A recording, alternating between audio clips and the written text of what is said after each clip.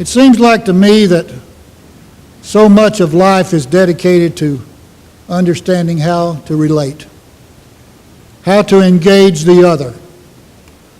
We start out with a nuclear family. We move through all the educational processes, the acculturation processes, and we're left on our own many times to be observant, to be adapters, to be creative, to respond to the situations around us and learn how to put ourselves in them, be engaged in them, and participate. Now, we can be observers, and the observer usually comes away fairly resentful. I've known that. But those who are willing to risk involvement sometimes and engagement and going out in faith and be a little whimsical and a little vulnerable can be surprised at the joys and the gifts that come. Meditation and prayer may be a little bit like that. We're called into an engagement and a participation of something we really don't understand. It may be that some of us see an agent, a power in the universe that we need to be accountable to. That's wonderful. Here you have freedom to engage that. Some of us may need to just look at the principles that we try to say we live by and brush them off and renew our commitment to them and see them again. It may be that some of us in a time of meditation and prayer and quiet needs to just say thanks for having come this far.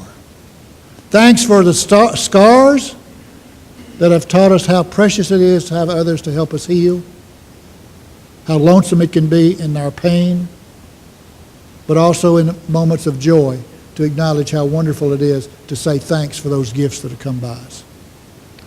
I know most of you in this room, or have met you to some degree, but I imagine most of you have had someone to love you. Some of you may not.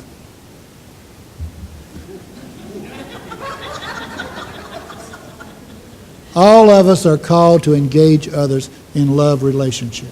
What the quality of that looks like is a little bit like prayer too, or meditation too. It's what we give to the situation, what we bring to the dynamic, what energy we engage in it. So I want to invite you in a time of silence to be about a time to dedicate your thoughts, your ideas, your situation as it is right now to those goals, those ideals that touch you, that move you. It may be that you need to just rest for a while. It may be that you need to offer a prayer to the universe to say, bear with me for a while. Whatever the need might be, our time together in silence is an opportunity for you to participate and engage that. So let us be together individually in a time of silence.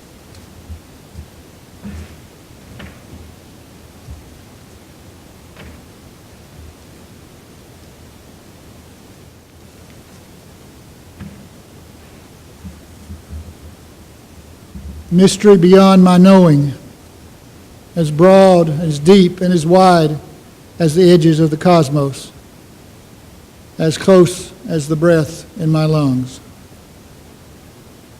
We pause at this time to be about recognizing the wonder of life, the opportunity we have to participate through all the trials and struggles, to enjoy it, to engage it, to be excited by it, to be blessed by it.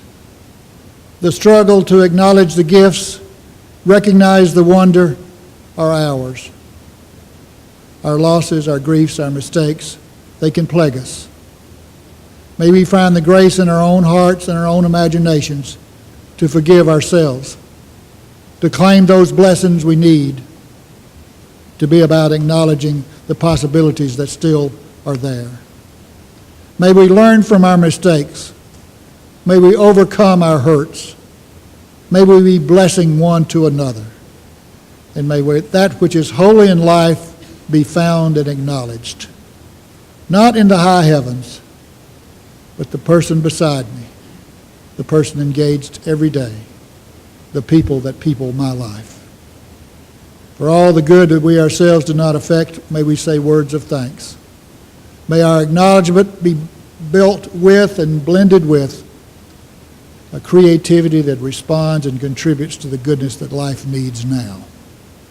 Let us be agents of hope expressed through love for the community, for the family of life. Amen.